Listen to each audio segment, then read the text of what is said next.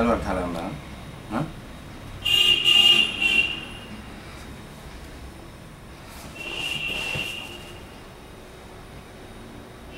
శ్రీ గురుభ్యో నమః. వేదమంత్రాలకి అర్థాలు తెలుసుకుందాం. ఈ తెలుసుకోవడం ఎందుకుట, దానివల్ల వచ్చే లాభం ఏమిట అని ఎవరికైనా మనకి ఈ ప్రశ్న పుడుతూనే ఉంటుంది.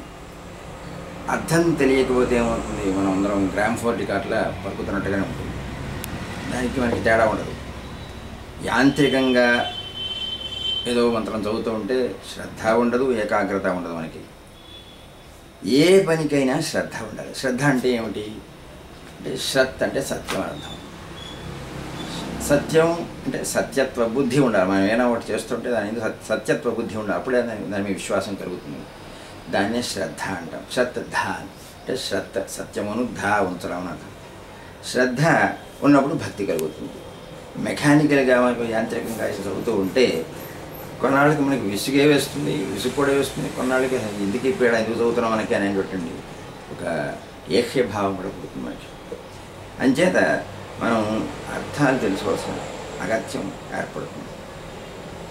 ఏకాగ్రత కూడా అంతే. ఏకాగ్రత లేకపోతే ఏది పట్టుబడదు కూడా, అన్నీ అరకొరగానే అర్థం అవుతాయి.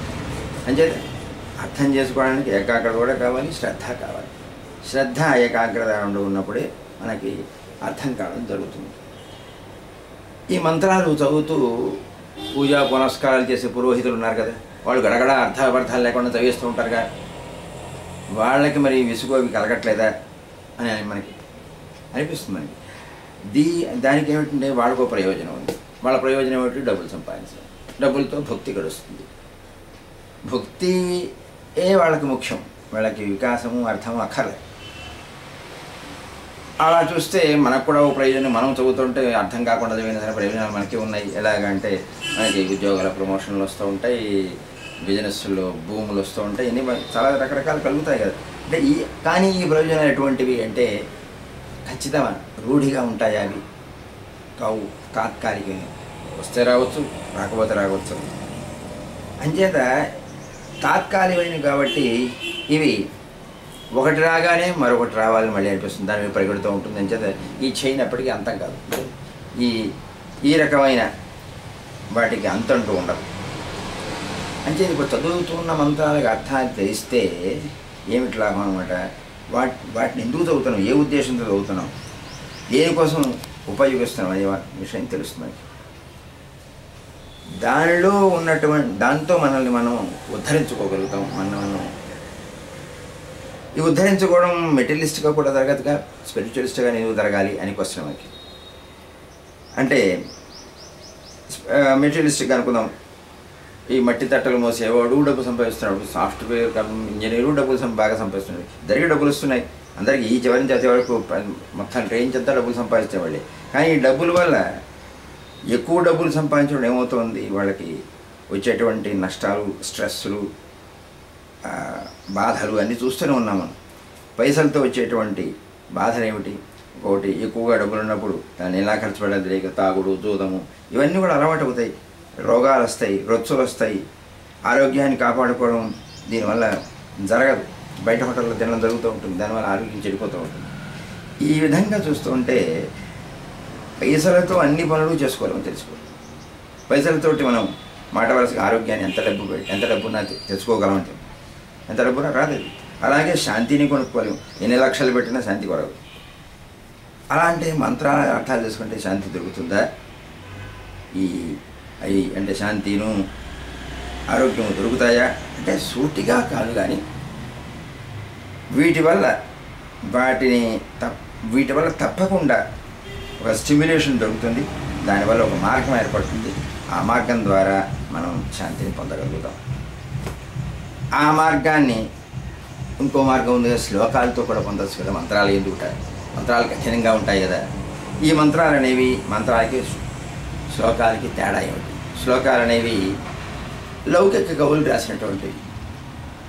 మంత్రాలు అనేవి ఋషులు, మహాత్ములు సమాధిలో ఇంట్యూషన్ తోటి, అంటే ఆగమశక్తి అంటారు దాన్ని, తనకి తానే లోపల నుంచి వస్తూ ఉంటుంది. అటువంటి శక్తితో రాసినటువంటివి. ఈ రెంటికి ఆ తేడా ఉంది. ఈ ఇంట్యూషన్కి ఇంట్యూషన్ అనేది ఒక ప్రమాణం, దాన్ని ఏమంటారు, ప్రత్యక్షం అని పెర్సెప్షన్ ఉంటుంది, రెండోది ఇన్ఫరెన్స్ అని ఉంటుంది, మూడోది ఇంట్యూషన్ అంటారు. ఈ మూడు ద్వారా మనం జ్ఞానాన్ని ఆర్జిస్తూ ఉంటాం. పెర్సెప్షన్ అంటే ఏమిటి? ఇంద్రియాల ద్వారా ప్రత్యక్షంగా చూస్తూ తెలుసుకోవడం, ఇది కన్ను. కానీ ఈ పెర్సెప్షన్కి లిమిటేషన్స్ ఉన్నాయి. ఏమిటిది పరిమితులు అంటే, మనం అన్ని సూక్ష్మమైన వస్తువులను చూడలేము, అలాగే అన్ని చప్పుడని వెళ్ళలేము, అలాగే ఇంద్రియాలన్నింటికి కూడా పరిమితులు ఉన్నాయి. రెండోది ఇన్ఫరెన్స్ అని అనుమానం అంటారు. ఇన్ఫరెన్స్ దేనివల్ల వస్తుంది మనకి అంటే, ప్రత్యక్షంగా చూసిన దాన్ని బట్టి అనుమానం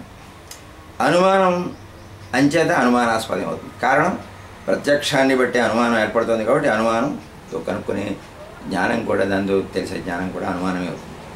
ఇక మూడోది ఏదైతే అనుకున్నామో దాన్ని ఇంట్యూషన్ అంటే అంటే లోపల, ట్యూషన్ అంటే శిక్షణ, అంతఃశిక్షణ అన్నమాట. అంతఃశిక్షణ ఏదైతే ఉందో దానివల్ల వచ్చేది మనకి సరైన జ్ఞానాన్ని ఇస్తుంది. ఇది ఎలా వస్తుంది? గాఢమైన ధ్యానంలో, మెడిటేషన్లో స్వయంగా దానికదే మనకి తట్టే జ్ఞానం, లోపల నుంచే తెలుస్తుంది, యథార్థమైన జ్ఞానం అంటారు. మంత్రం అనేది మనస్త్రాయతే అంట, మనః త్రాయతే అంటే మనస్సుని రక్షిస్తుంది, మనస్సుని పరిశుద్ధం చేసి రక్షిస్తుంది. మనకి 3 శరీరాలు ఉన్నాయి.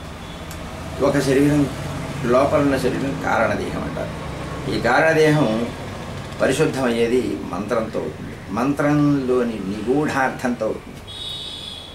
అసలు కారణదేహం ఎలా ఏర్పడింది? మనకి కాన్షియస్నెస్, మన ఆలోచనలతో ఏర్పడింది మొదటి ఆలోచన. ఈ కారణదేహం ప్రాణశక్తితో ఏర్పడిన సూక్ష్మదేహంలో ఉంటుంది. ఈ సూక్ష్మదేహం ఎలా పరిశుద్ధం అవుతుంది? ఓర్పుతోని, తపస్సుతోని, ఆలోచనలతోనూ, అంటే మంచి సరైన ఆలోచనతోనూ, కోరికలను పూర్తిగా వదిలిపెట్టడంతోనూ అది పరిశుద్ధం అవుతుంది. ఈ సూక్ష్మదేహం మళ్ళీ స్థూలదేహంలో ఉంటుంది. ఈ స్థూలదేహం అనేది మాంసమయమైనది, ఫ్లష్తో కూడుకున్నటువంటిది. ఇది ప్రకృతిలో మామూలుగా న్యాచురల్గా కనిపించేటువంటి వస్తువులతో ఇది దీని ఆరోగ్యం బాగుపడుతుంది, పోషద్రవ్యం తీసుకుని దాంతో బాగుపడుతుంది. ఈ విధంగా ఒకదాంట్లో ఒకటి, ఇప్పుడు స్థూలదేహం పైన కనిపిస్తుంది, దాని లోపల సూక్ష్మదేహం, దాని లోపల కారణదేహం ఉంది. ఈ మనం మూడు దేహాలని పూర్తిగా పరిశుద్ధపరుచుకుంటేనే మనకి స్పిరిచువల్ ప్రోగ్రెస్ అలవడుతుంది, లేకపోతే మనకి పూర్తిగా అలవడినట్టు లెక్క కాదు. అంచేత మనం ఈ మూడింటిని శుభ్రపరచుకోవడానికి పైదిలాగా సహజమైన వసతులతో చేసుకుంటున్నాం. స్థూలదేహాన్ని అంటే ఈ ఫిజికల్ బాడీని బాగు చేసుకుంటాం.